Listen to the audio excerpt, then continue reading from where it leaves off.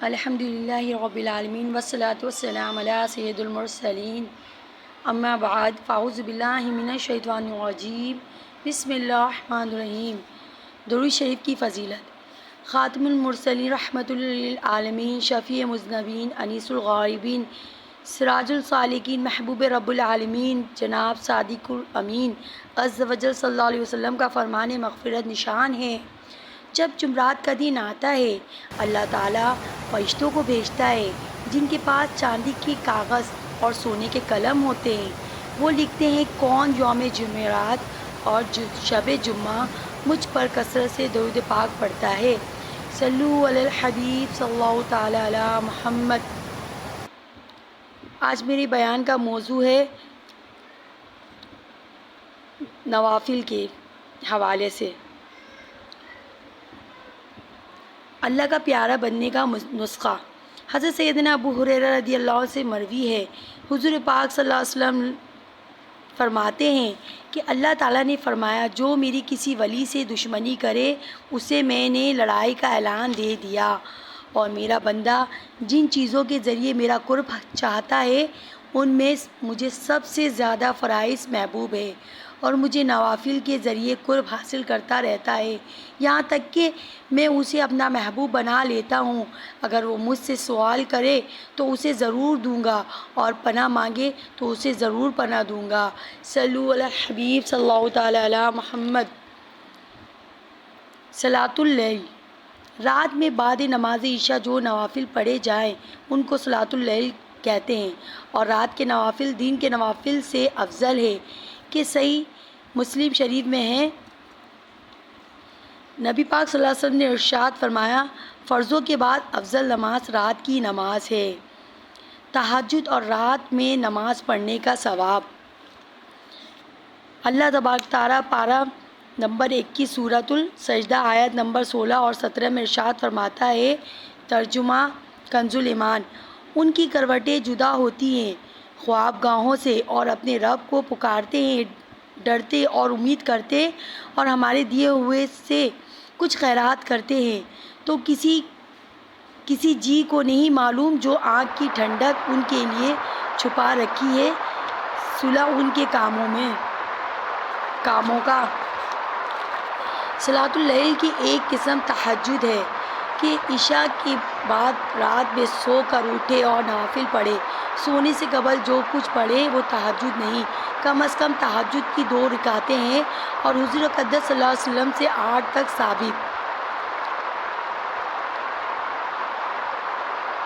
اس میں قرات کا اختیار ہے کہ جو چاہے پڑھے، بہتر یہ کہ جتنا قرآن یاد ہے وہ تمام پڑھ لیجئے، ورنہ یہ بھی ہو سکتا ہے کہ ہر رکعت میں سورہ فاتحہ کے بعد 3 بار سورہ اخلاص پڑھ لیجئے، کہ اس طرح ہر رکعت میں قرآن کریم ختم کرنے کا ثواب ملے گا۔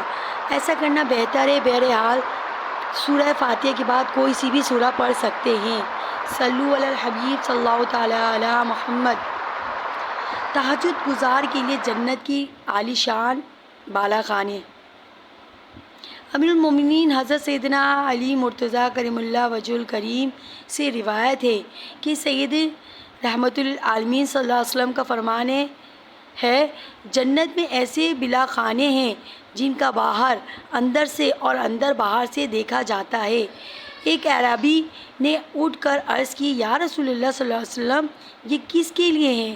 آپ صلی اللہ علیہ وسلم نے ارشاد فرمایا یہ اس کے لیے ہے جو نرم گفتگو کرے، کھانا کھلائے اور متواتر روزے رکھے، اور رات کو اٹھ کر اللہ عز و جل کے لیے نماز پڑھے جب لوگ سوئے ہوئے ہوں۔ تہجد گزار کے 8 حروف کی نسبت سے نیک بندوں اور بندیوں کی 8 حکایات۔ ساری رات نماز پڑھتے رہیں۔ حضرت سیدنا عبدالعزیز بن ردود علیہ رحمۃ اللہ رات کو سونے کے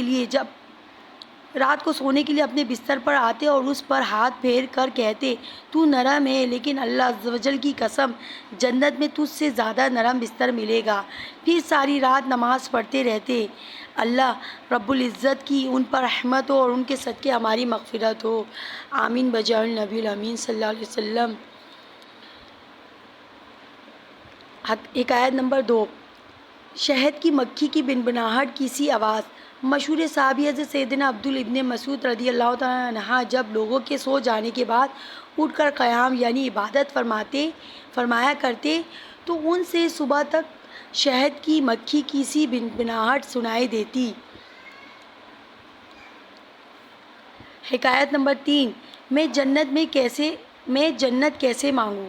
حضرت سیدنا صلہ بن عشیم علیہ رحمۃ اللہ ساری رات نماز پڑھتے، جب سحری کا وقت ہوتا تو اللہ عز و جل کی بارگاہ میں عرض کرتے، الہی میرے جیسا آدمی جنت نہیں مانگ سکتا، لیکن تو اپنی رحمت سے مجھے جہنم سے پناہ عطا فرما۔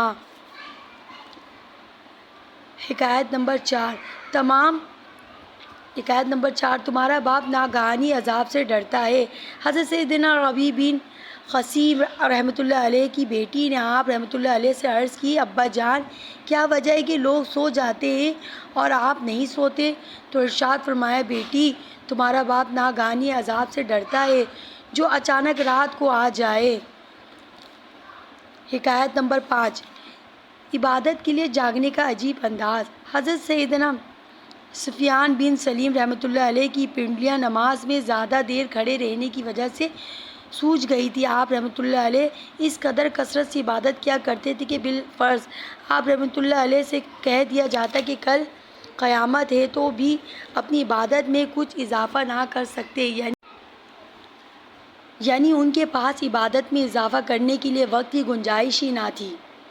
جب سردی کا موسم آتا تو آپ رحمۃ اللہ علیہ مکان کی چھت پر سویا کرتے تاکہ سردی آپ رحمۃ اللہ علیہ کو جگائے رکھے، اور جب گرمیوں کا موسم آتا تو کمرے کے اندر آرام فرماتے تاکہ گرمی اور تکلیف کے سبب سو نہ سکے، کیونکہ ایسی ان دنوں بجلی کا پنکھا بھی نہ ہوا کرتا تھا۔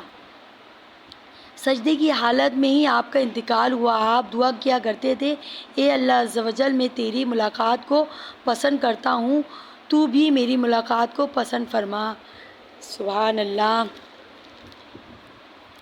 حکایت نمبر 6، روتے روتے نابینا ہو جانے والی خاتون۔ حضرت سیدنا خواص رحمۃ اللہ علیہ فرماتے ہیں کہ ہم راحلہ عابدہ کے پاس گئے، یہ باکثرت روزے رکھتی تھی اور اتنا روتی کہ ان کی بینائی جاتی رہی، اتنی کثرت سے نمازیں پڑھتی کہ کھڑی نہ ہو سکتی تھی، لہٰذا بیٹھ کر ہی نماز پڑھتی تھی۔ ہم نے انہیں سلام کیا، پھر اللہ عز و جل کے عفو و کرم کا تذکرہ کیا تاکہ ان پر معاملہ آسان ہو جائے۔ انہوں نے یہ بات سن کر ایک چیخ ماری اور فرمایا، میرے نفس کا حال مجھے معلوم ہے اور اس نے میرے دل کو زخمی کر دیا ہے اور جگر ٹکڑے ٹکڑے ہو گئے ہیں۔ خدا کی قسم میں چاہتی ہوں کہ کاش اللہ عز و جل نے مجھے پیدا ہی نہ کیا ہوتا اور میں کوئی قابل ذکر شے نہ ہوتی۔